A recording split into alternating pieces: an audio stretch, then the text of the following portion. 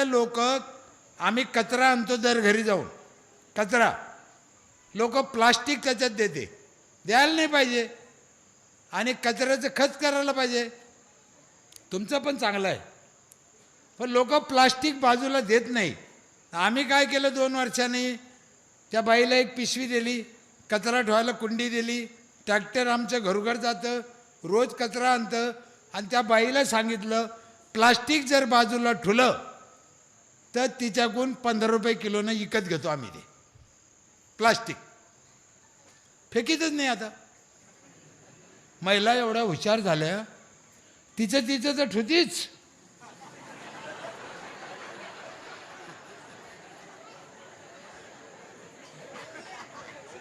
पण शेजारीन गावाला गेली तर तिचं पण उचलून ठेवते.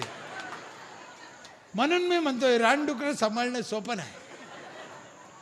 कपटपणा करा, पण त्यांच्या हिताचं करा, त्यांची आई होऊन करा. आणि सरपंचानं आई झालंच पाहिजे गावचं.